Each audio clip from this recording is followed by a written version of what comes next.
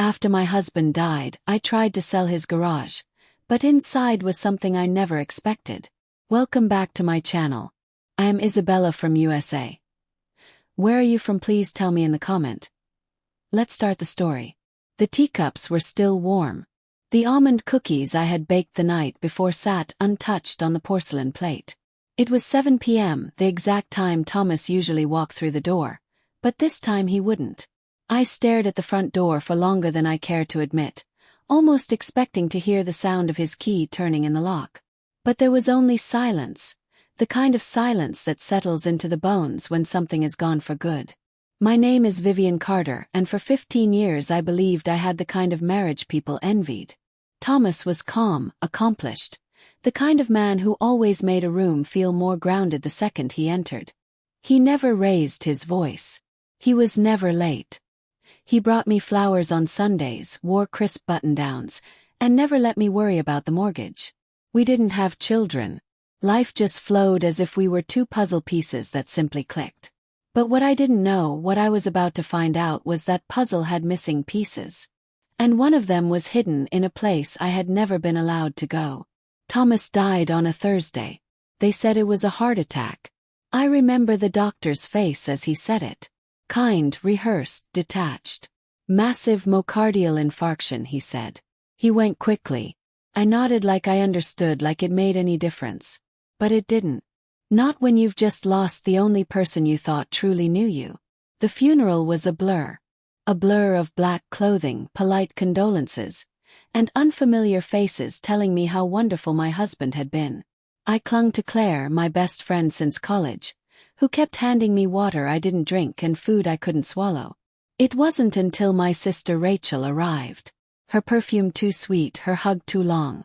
That something shifted in me. "I'm so sorry, sis," she whispered, her voice just a bit too smooth. Thomas was like a brother to me. I wanted to believe her.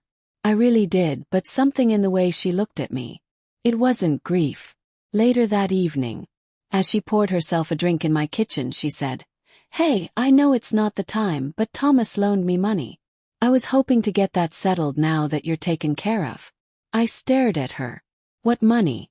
"Yes." She blinked, then smiled like I was being silly. "Oh, I guess he never told you." Something inside me twisted. That night I couldn't sleep. I kept walking through our house, touching the furniture like it could tell me something. The bookshelves, the polished floors, the framed wedding photo that suddenly felt like it belonged to strangers. That's when I saw them.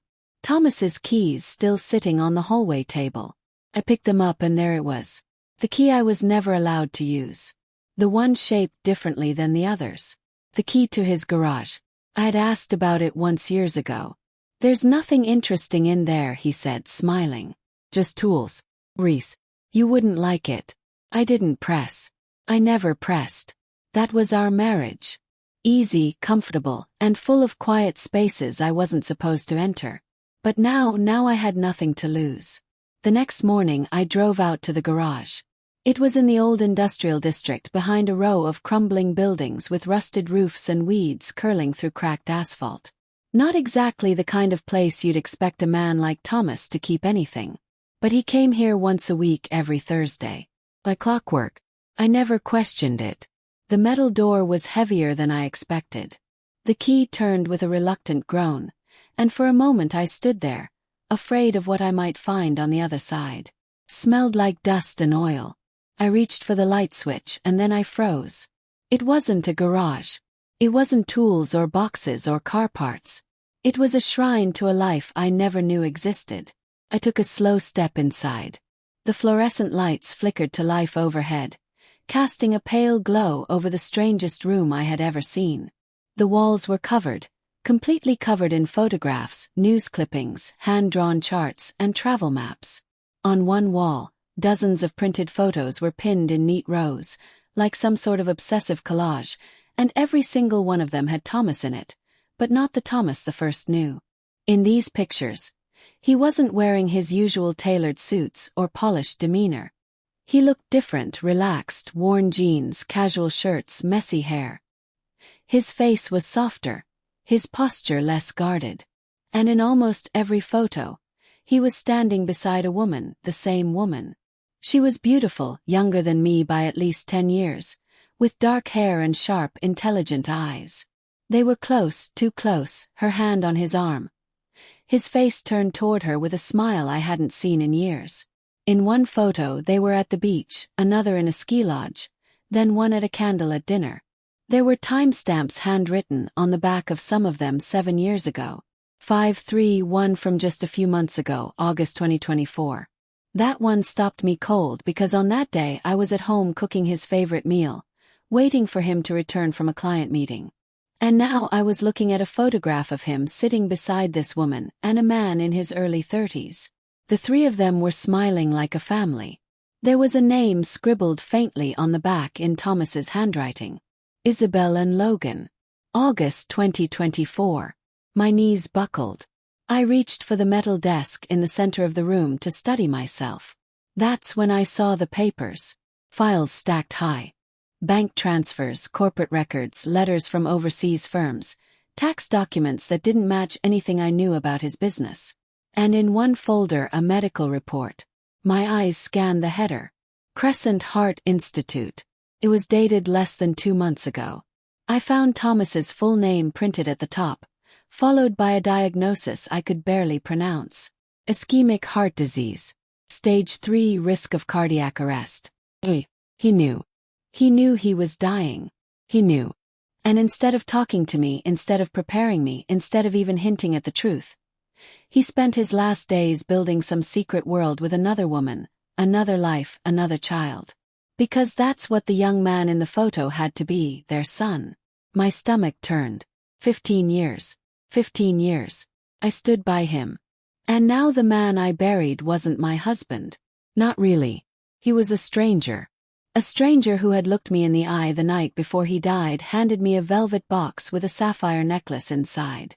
Kissed my cheek and told me, "You're the only one for me." I staggered back toward the door. I couldn't breathe. My chest felt tight, my mind spinning. What was I supposed to do with this? Who even was I now? A widow. But of whom? That's when I heard it. A step. Soft, hesitant, like someone didn't want to be heard. I turned around fast, heart slamming against my ribs, and standing in the open doorway was the young man from the photo. Same dark hair, same sharp jawline, same intense, unreadable eyes. His voice was calm when he spoke, but my pulse pounded in my ears too loudly to really absorb the words at first. "Vivine Carter?" he asked. I didn't answer. "Thought you might come here." "I'm Logan Myers," he said, stepping inside slowly. Thomas Carter was my father. And just like that, the floor disappeared beneath me. I don't remember what I said first. Maybe nothing. Maybe I just stood there, gripping the edge of the desk like it was the only solid thing left in the world. Logan stepped forward, calm but cautious, like he knew this was fragile territory. I stared at him, not just seeing him but searching. There was no doubt. His eyes, they were Thomas's. Same intense gaze. Same silence that said more than words ever could. "You're really his son?" I finally managed to whisper. "Yes," Logan replied without hesitation. "And I'm sorry. I never wanted you to find out like this." "How long did you know about me?" I asked, my voice barely above a breath. "My whole life," he said with no trace of apology. "He didn't tell me much, only that he was married, that you didn't know about me. He kept us very separate. My mother, Isabel, respected that. She never wanted to interfere. But after she passed away last year, things changed." Passed away. So now she was gone too. Just like Thomas, I sat down in the dusty chair near the desk. My legs couldn't hold me up anymore. "Why are you here?" I asked. "Why today?" Logan reached into his backpack and pulled out a folded document yellowed at the edges. He held it out, and I hesitated before taking it. "It's a draft of a will," he said. "Unfinished, unofficial. My father gave it to me 2 weeks before he died. He said the official one would go to you, but this was just in case." I unfolded the paper, and there it was. Thomas's handwriting, steady and familiar, looping across the page like it always had on birthday cards and dinner notes. It wasn't notarized, Just scribbled lines dividing assets. Mention of Logan, a reference to a company I'd never heard of, Mercury South Holdings, and one more thing. Access to remaining documents secured in office vault. Code linked to personal item gifted to V. Froze. Personal item gifted to me. The necklace. The sapphire necklace he gave me just 2 nights before he died. That wasn't just a gift. It was a key. I touched my collarbone instinctively, though the necklace wasn't there. I had left it at home, tucked in its box because it felt too heavy to wear. Now it felt even heavier. What is Mercury South Holdings? Asked, still scanning the document. Logan took a breath. One of his private firms, not public, not on paper. He used it to move money internationally. After my mom died, I started digging. There were transfers I couldn't trace. Offshore accounts in my name I never opened. I think he was trying to secure something for you, for me, for all of us. My mouth went dry. Why? Because he knew time was running out, Logan said quietly. And because he didn't trust the people he worked with. I looked up. What people? Logan's face darkened. He never said names, only that if something happened to him, someone would come looking for information, for leverage, for what he left behind. I leaned back in the chair, my thoughts racing. A second safe, a company I'd never heard of, a necklace that might hold a code, and a man I had loved for 15 years, who'd built an entire world outside of me. You're saying there's more? I said that the will, the files, the photos, all of it was just the beginning. Logan nodded. I think he left things behind not just for us but to protect us. I stood slowly, my legs still unsteady, and looked around the room one last time. It no longer felt like a shrine. Felt like evidence and a warning. I need to go home, my said voice. I need that necklace. Can I come with you? Logan asked if you'll let me. Paused, then nodded. Because whether I wanted to or not, this was now our story. I didn't go home right away. Couldn't. I needed space to think, to breathe. So I called Claire.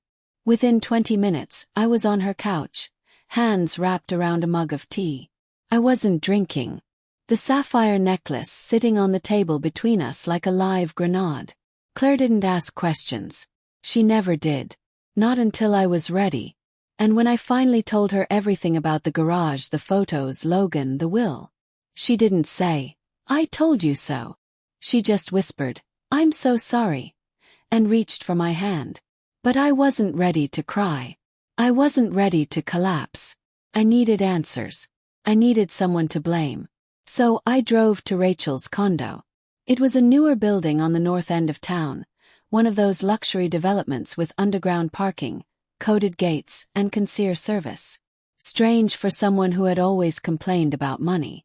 As the elevator climbed, I could feel my anger rising with it.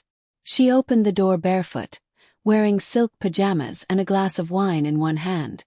Her makeup was perfect. Her hair styled like she was expecting company. "Well, if it isn't my grieving sister," she said with a smug smile. "Come to inspect the widow's inheritance." "Cut the crap, Rachel," I snapped. "We need to talk." I pushed past her into the living room where a framed photograph caught my eye. It was her and Thomas, laughing, toasting champagne. The date stamped in the corner made my stomach flip. 5 years ago. What the hell is this? I demanded, pointing at the frame. Rachel sauntered over, taking a long sip of her wine. "Oh, that a company holiday party. You were too tired to come, remember?" Thomas insisted I join him. She said it like it was nothing. Like sharing champagne with my husband while I stayed home folding laundry was completely normal. "We always got along so well," she added casually. I turned to face her fully. "How well exactly?" Her smirk faltered. "I know about Isabel," I said. "I know about Logan, about the garage, the fake company, the will. I know everything. So if there's more, tell me now." Rachel's eyes narrowed. She walked over to her liquor cart, refilled her glass, and said softly, "Fine. You want the truth." She set the glass down and placed a hand on her stomach. "I'm pregnant," she said. "And it's Thomas's." I didn't move. I didn't speak. My brain just shut down. 10 weeks, she continued. "I found out a week before he died. He knew. He said he'd take care of everything. He even told me he would leave Isabel soon. Froze. You were still seeing him after Isabel died. Rachel gave a small shrug. She was never supposed to be permanent. I was always the one who stayed. I felt like I was floating outside my body. The walls, the furniture, the sound of the refrigerator humming. All of it faded into background noise. You slept with my husband, I whispered. Rachel shrugged. Don't act so surprised. You had your perfect little life, your perfect house, your perfect dinners at 7 o'clock. Meanwhile, I was struggling to pay rent, working dead-end jobs, listening to Mom compare us like I was some failed version of you. Then Thomas started showing up, offering help, listening. She looked up at me, eyes suddenly sharp. You were his routine. I was his escape. The slap came before I realized I'd raised my hand. Rachel's head snapped to the side. Her wine glass shattered on the floor. She didn't cry. She didn't yell. She just smiled. Now there's the real Vivian, she said. Not the prim perfect wife. The woman who just found out she's been living a lie. I turned away, breathing hard, hands trembling. Why didn't you tell me? Ask quieter now. Because you never would have believed me, she said. You always thought I was jealous. And maybe I was. But this wasn't about you. This was about me finally getting something for myself. I shook my head. You didn't just take something. You stole everything. She walked closer, her expression suddenly unreadable. Say what you want, but that baby growing inside me. He or she is your family whether you like it or not. My throat tightened. I wanted to scream, to break things, to rewind time. But instead I said, I'll honor what Thomas left in his will. Not for you, for the baby. Because they didn't ask for this mess. Rachel blinked. Her voice softened for the first time. You mean that? I don't know what I mean, I whispered. But I know this. I need to leave. I walked toward the door, ignoring the glass crunching under my shoes. My fingers trembled as I grabbed the handle, ignoring Thomas did. I didn't answer because I wasn't sure anymore. I didn't go home that night. I couldn't bear to step into that house with its carefully arranged dinnerware and untouched bed. Instead, I returned to Claire's, clutching the sapphire necklace in my fist like it might burn a hole through my skin. She didn't ask where I'd been. She just opened the door, looked at my face and said, You need sleep. But I couldn't sleep. Not when every room in my mind was crashing inward. The next morning, Logan picked me up in his car. Claire came too, she insisted. You're not going into your husband's secret vault without backup, she said, tossing her coat over her shoulder. Thomas's office was in a high-rise downtown. He'd always called it just a satellite space when I asked. Somewhere to take private meetings, he'd said. I never once set foot inside. But Logan had a key card. I'm listed as a co-owner, he said, scanning us through security.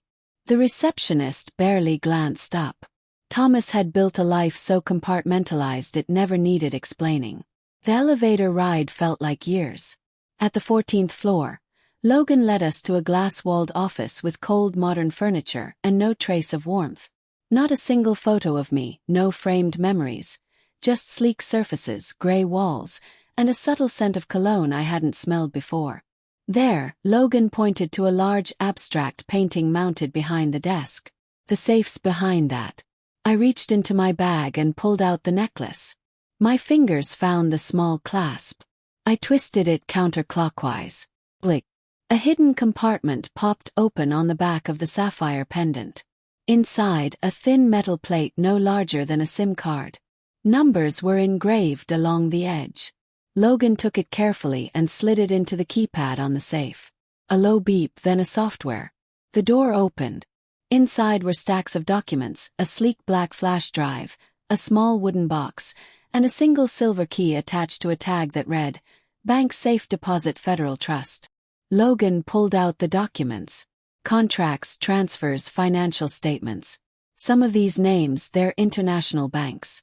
He wasn't just hiding money, he was moving it offshore fast. I picked up the flash drive but didn't plug it in. Not yet. Then I opened the small wooden box. It was a ring, a simple gold band with a small diamond. My breath caught in my throat. It wasn't mine. Inside the band, an inscription. Always. Navi. Not me. N for Isabel. Is. Claire whispered beside me. Logan looked away, jaw tight. He bought her a ring, I said, my voice barely audible. He was going to propose. Or maybe he already had. I couldn't move, couldn't speak, couldn't cry. Because there, in the cold silence of my dead husband's office, I realized the truth I hadn't dared name. He loved her. He might have loved me too in his own way. But she got the part of him that was real. The part that smiled in photographs, that vacationed, that laughed. And the rest was a performance. A polished husband with dinner at 7 o'clock, roses on Sundays, and a safe full of secrets. Then Logan handed me a letter folded neatly. My name on the front. I unfolded it with shaking hands. Vivian, if you're reading this, it means I'm gone. Sorry. I never had the courage to tell you the truth, to say out loud what I should have said years ago. I was selfish. I built 2 lives because I couldn't give up either. And in the end it cost me everything. I loved you. I know that sounds empty now. Maybe it always was, but I did in the only way I knew how. I wanted you to have peace, to be safe. That's why I left you the papers, the access, the truth. Use them how you see fit. Burn them, bury them, or expose it all. It's your choice now. Forgive me if you can. If not, I understand. Miss. I stared at the page until the words blurred. Then I passed it to Claire. She read it silently, then handed it to Logan. He didn't say anything. None of you asked did, because what was there to say? The man we'd all thought we knew had shattered like glass. And all we could do now was decide what to do with the shards. We left the office in silence. The kind of silence that doesn't come from peace, but from the absence of anything left to say. Claire drove. Logan sat beside me, and I stared out the window, watching Charleston blur into a palette of autumn gray. My dead husband had lived a life I never touched. Now we were holding the pieces of it in our hands, and we didn't know who else was watching. That night, as I tried to sleep on Claire's pull-out couch, my phone rang. Unknown number. Vivian Carter, a man's voice said. Yes, I answered, already on edge. This is Gordon Blake. I was a business associate of your husband's. My stomach dropped. I believe you have something that belongs to me. I don't know what you're talking about. Yes, you do, he said, calm, still water. The documents from the safe. Some of them concern international transfers accounts I helped set up. I suggest we meet. I'm not meeting anyone. You will, he said, because the other people Thomas worked with, they're not as polite as I am. They don't ask. He hung up. I stared at the ceiling for a long time, heart racing. In the morning I told Logan. His jaw clenched as he paced the room. He contacted me too, he said. But there's more. Last night someone else called. He handed me a slip of paper. Victor Crane. He claims he's the original source of the funds Thomas moved. He said, if we don't return everything by the end of the week, there will be consequences. I didn't ask what that meant. I didn't need to. Logan pulled out the silver key from the safe. We still have the deposit box, he said. Whatever's inside might help explain who really owns what. But do we really want to open another box, I asked, trying to keep my voice from cracking. What if all it does is make things worse? Claire sat beside me. Then at least you'll know. Then not knowing it's what's killing you. She was right. So we made a plan. First the bank. Then if things still didn't make sense, we'd find someone who could tell us the truth. Thomas had to have had a fallback, a contact, someone who knew what the hell he was involved in. That's when Logan said, there's a name my mother mentioned once. Edward Holloway, Dad's old college friend. She said he was the only one who ever told Thomas the truth, even when he didn't want to hear it. Do you know where he is? Think so, Logan said. Mom had his address in Savannah. She kept it in a box of emergency contacts. So, we drove a 2-hour trip in silence, rain trailing down the windshield like streaks of memory. Savannah greeted us with oak trees and damp air, and the kind of stillness that only Old Town seemed to carry. Edward lived in a tall brick house covered in ivy, like something pulled from a forgotten novel. He opened the door slowly. "You're Vivian," he said without hesitation. "And you must be Logan. You knew we'd come." "Yes." He nodded. Thomas said, "If it all comes apart, they'll find you." He stepped back. "Come in." Inside, his house smelled like paper and pipe smoke. Bookshelves lined the walls. A piano sat in the corner, untouched but polished. He motioned for us to sit, then disappeared into another room and returned with a sealed envelope. "He left this with me. Edward said it was only to be opened if both of you showed up together." I looked at Logan. He nodded. I opened the envelope. Inside was a short handwritten letter and a second will. This one was different. It named the child Rachel was carrying. It assigned 25% of Thomas's private savings offshore unspecified to the child once they turned 21. I felt the blood drain from my face. He planned for everything, even this. And with that, I realized we were standing at the center of a storm Thomas had built brick by brick. And now it was on us to survive it. I stared at the will again, at the name, unborn child of Rachel Carter, 25% to be held in trust until age 21. It wasn't the money that stunned me. It was the precision.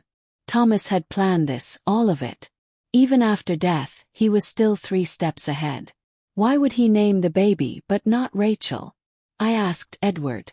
"Because he trusted the child," Edward said gently. "Not the mother." Logan shifted in his seat. "This changes everything. It means Rachel can't touch that money. Not legally." I looked down at the second will again. "And if she tries?" Edward nodded toward the flash drive. "Then you use that. From what Thomas told me, it contains detailed records of every transfer, every partner, every crime they committed to build this thing.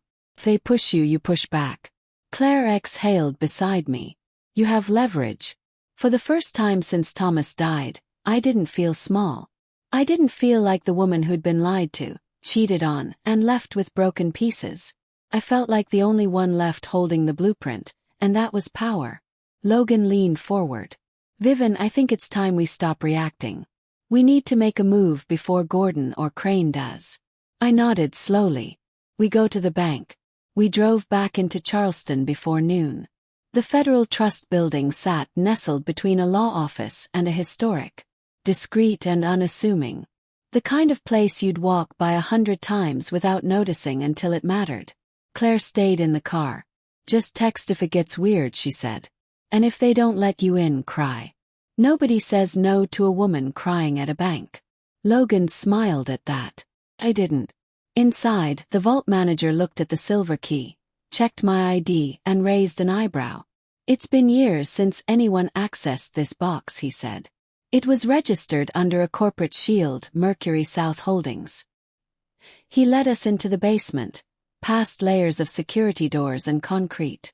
The air grew colder, the silence thicker, and then we were alone with the safe deposit box. He handed me gloves. "Standard procedure," he said. "We'll give you privacy." The door closed behind us. My fingers hovered over the lock. "Ready?" Logan asked. "No, but I did it anyway." The key turned smoothly. The box slid out. Inside wasn't cash. No passports. No burner phones. No stacks of untraceable bills. Just one manila folder and a photograph. The photo was of Thomas, Logan, and Gordon Blake standing in front of a black SUV, arms crossed, laughing, and behind them Victor Crane. I stared at the photo for a long time. "They weren't just business associates," I said. "They were a team." Logan opened the folder. Dozens of signed agreements, shell company registrations, payoffs, and one document marked Crane Blackmail Insurance in bold red ink. It wasn't just leverage, it was a loaded gun. Thomas kept proof. I whispered of everything. And in that moment I understood. He hadn't just left me a mess. He'd left me a weapon. Now it was my choice who to aim it at. We didn't go home. We went to the lawyer. His name was Marcus Doyle, and he'd represented my father's estate years ago. Straightforward, discreet, and allergic to drama. I told him everything almost. Not about the affair, not about Rachel, just the parts that mattered legally, the documents, the threats, the offshore accounts. He didn't blink. "Do you want to press charges?" He asked. No, I said. I want insurance. He nodded. Then we'll copy everything digitally, physically. Store backups in 3 locations. One here, one with you, and one with someone not connected to you. I know just the person, Claire said, smiling grimly. We spent hours scanning files. Thomas had kept meticulous records, names, dates, wire logs, fake invoices. It wasn't just shady business. It was criminal enterprise, international. And with Thomas gone, they thought the evidence had vanished. They were wrong. By the end of the day, Marcus had drafted a simple letter. I added one line at the bottom in my own handwriting. Try me VC. We sent it to Gordon Blake's office via courier. He called within 15 minutes. You think you're clever? He hissed into the phone. You're in over your head. No, I replied calmly. You are, because the next call I make is to the IRS and after that Interpol. There was a pause, then laughter. All right, he said. What do you want? Nothing, I said. I just want you to stop. No calls, no threats, no late-night warnings. You touch me or anyone I know and the folder goes public. Every file, every signature. You don't want that kind of trouble. I already have that kind of trouble, I said. The difference is I'm not afraid of it anymore. He hung up. 2 hours later, Victor Crane called. His tone was different, smooth, polished, like a man used to charming his way through locked doors. Vivian, he said, like we were old friends. I've heard about your discoveries. I think we're starting off on the wrong foot. There is no foot, I said. Just your signature on a dozen illegal transfers. He laughed softly. All hypothetical, of course. I let the silence stretch. Then I said, I know you think you can handle this, but here's the thing, Mr. Crane. I have no reputation to lose, no company to protect. I have nothing left of the life I knew. And that makes me very, very dangerous. That shut him up. I ended the call. Logan and I sat on Claire's porch that night, the flash drive in his pocket, a copy of the folder buried in the planter box behind us. Paranoid maybe, but when you've been lied to by the person you trusted most, paranoia starts to feel like survival. I didn't know he was capable of all this, Logan said quietly. My mom, she always said he was complicated. But I thought she meant sad, not corrupt. He was both, I said, and maybe more. I stared up at the stars, cold and steady above us. We're not done yet, I said. There's one more thing we haven't opened. Logan frowned. What? Flash drive.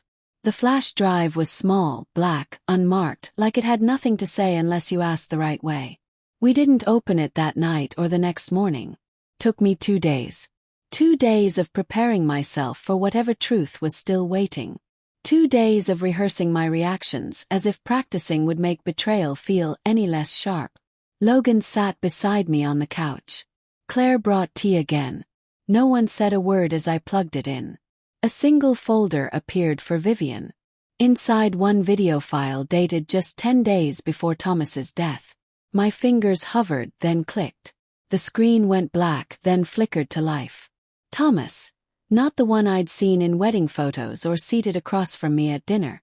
This Thomas looked hollow, eyes tired, shirt wrinkled like he hadn't slept in weeks. He leaned forward. Vivian, he said. If you're watching this, it means I didn't make it, or maybe I ran out of time. He sighed and rubbed his face. There's no easy way to say this, so I'll just say it. You were never the one I needed to hide things from. You were the one I wanted to protect, but I waited too long.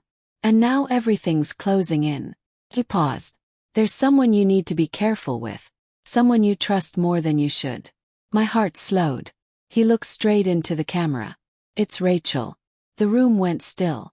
She wasn't just someone I slipped up with. It wasn't that simple. She planned this from the beginning. The pregnancy wasn't an accident.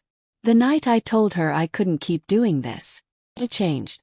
Said if I left her, she'd go public with the money, with the shell accounts, with everything I buried to keep you safe. He leaned closer.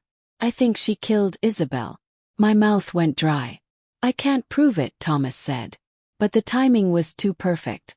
Isabel had just packed her bags, told me she booked a one-way flight to Lisbon. Then the car crash, single vehicle, no witnesses. The brakes failed, they said, but she had the car serviced the day before. He looked into the camera, his voice trembling. Rachel knew she was pregnant. Isabel didn't. That's what changed everything. An accident, they said. No foul play, but Rachel knew she was pregnant. And Isabel didn't. Claire covered her mouth. Logan's fists clenched. I tried to make it right, Thomas said. I moved the money, created backups, made sure that if something happened to me you would have the power. I'm sorry it took this much damage for me to finally do the right thing. He looked away, then back again. I was weak. But you're not. And if you want to walk away from all of this, do it. Take what's yours and leave them in the dust. But if you don't, if you decide to fight back, don't do it alone. The screen froze, then cut to black. I sat there unmoving for what felt like hours. He knew. He knew what Rachel was capable of. He knew what was coming. And still he tried to control the narrative. Even in death, maybe out of guilt, maybe out of fear. But now he'd handed me the truth. And it was time to decide what to do with it. Rachel didn't know I'd seen the video.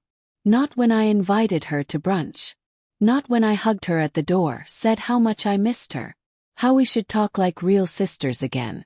She smiled like a woman who thought she'd won. She wore a pale blue dress that hugged her belly just right. He kicks when I drink orange juice, she said with a laugh, rubbing her hand over the bump. I smiled too, but my eyes didn't. We sat on the porch of Claire's house. Logan stayed inside. Claire poured sweet tea and left us alone. I'm glad you reached out, Rachel said, folding her hands neatly on her lap. I was worried you were angry. Why would I be angry? I asked softly. Because my husband was sleeping with my sister, or because he left you part of the inheritance? Rachel blinked. That was the first crack. She shifted in her seat. Vivian. This is hard for both of us. Thomas was confused, torn. But he loved you. No, I interrupted. He didn't love me. He pitied me. Rachel flinched. I leaned forward and he feared you. Her face stilled. I placed the flash drive between us. Rachel's lips parted just slightly. I know about the accounts, the manipulation. I know he was planning to leave you. And I know about Isabel. She didn't blink, didn't move, just said. You can't prove anything. You're right, I replied. But I don't have to. She frowned. I stood up because I'm not going to court. I'm not going to press charges. I'm not going to fight for some half-baked justice system to fix this. I looked her straight in the eye. I'm going to walk away and leave you here with everything you thought you wanted. The money, the child, the lies. Rachel stood up too. You think that scares me? No, I said, but it will. Then I turned and walked inside where Logan was waiting. Later that afternoon, I met with Marcus Doyle again. Handed him the flash drive, a signed affidavit, and one instruction. If anything happens to me, it goes to the press. All of it. Then I went home to the house I once shared with Thomas. It was quiet now. Still, I walked through each room, touching the backs of chairs, the door frames, the cracks in the floorboard we never got around to fixing. I opened the closet, packed one suitcase, left the rest. When I reached the garage, I locked the door behind me. Not because I was hiding anything, but because I wasn't coming back. 1 week later, I boarded a flight to Colorado. Fresh air, new name on the lease. A tiny cottage near the mountains. No secrets, no safes, no more pretending. Just me, Vivian Carter, widow, survivor. Not the woman who was lied to, but the one who turned silence into